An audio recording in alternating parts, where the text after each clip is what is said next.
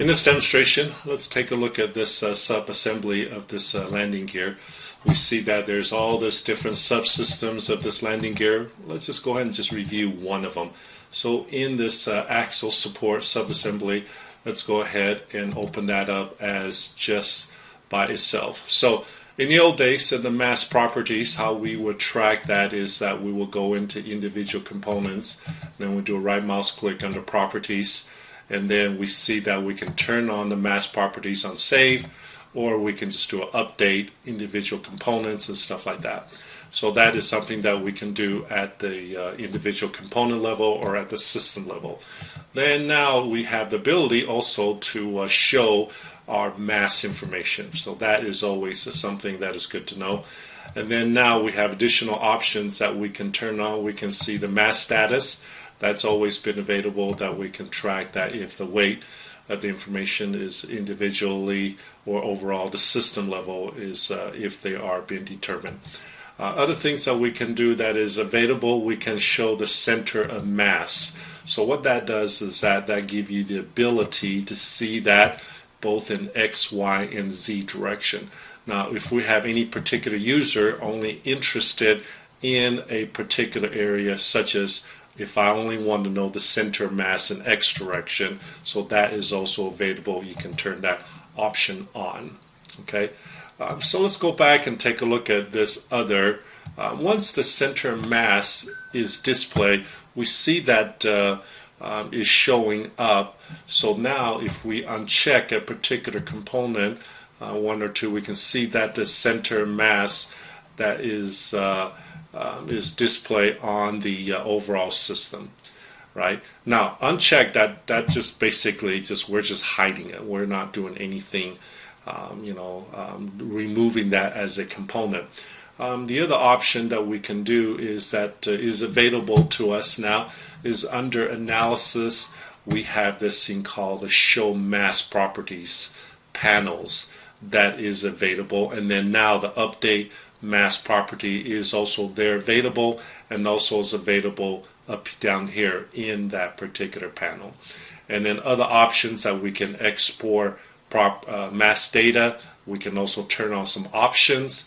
So if we turn on the options right now, we have by selected components combine. So what that does is that combining some of our components that is there. So once we have that, and then that is displayed. So if we turn this options back on, and then we see that updating, it's still there. So a couple of things I will show right now is what if we change the location of that. So I'm trying to not rotate my dynamic rotation device. So we still have our other particular part is part of this sub-assembly. All that is, I'm just hiding it right now. So I'm going to go into assemblies, and then so there's a couple ways that we can do this. I suppose I can turn that on, and then I want to go ahead display this as a little more translucent, so that will help us see that. So we see that particular components that is there, that's also loaded. So now let's go back and then do the analysis to update. So now we see that that is there. It's hidden right here.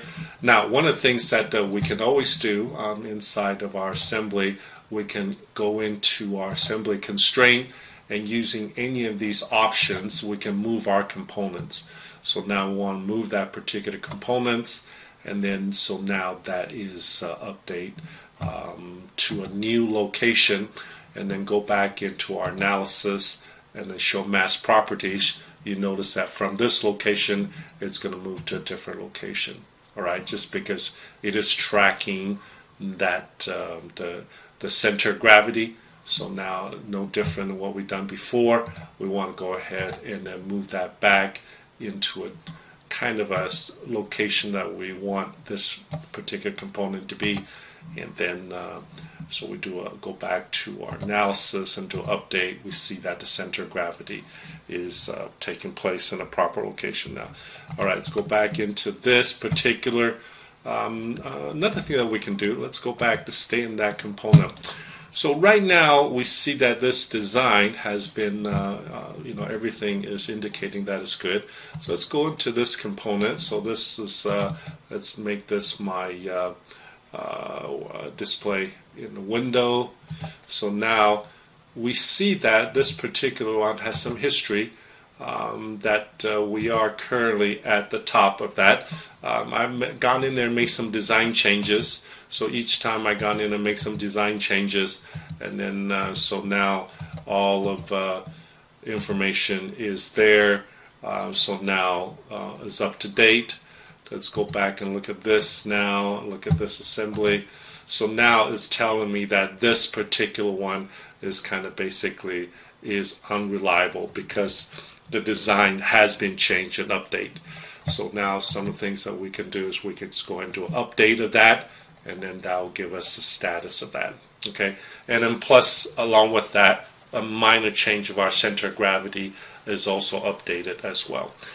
Okay, last part of this quickly go over is this particular component of this. So let's go ahead and make that. Let's open that and see that. So in this particular part, what if this is a supply part by a particular vendor? This is some kind of signal indicator. So now all we did is we just create an outside geometry of that. So we do have a kind of a user-defined of the mass property that is given to us by the supplier. So we want to go ahead and put in that value of so we put that in. Now the only thing we have to change now is we have to indicate it's from design versus user defined. So once we do that as a user defined, you see that this is the icon indicated that this particular component, the value of the mass property is asserted. So now as we go back into the subassembly now, we see that that particular value is asserted versus calculated. So this is something that we can do as part of our mass property calculation in X. Thank you.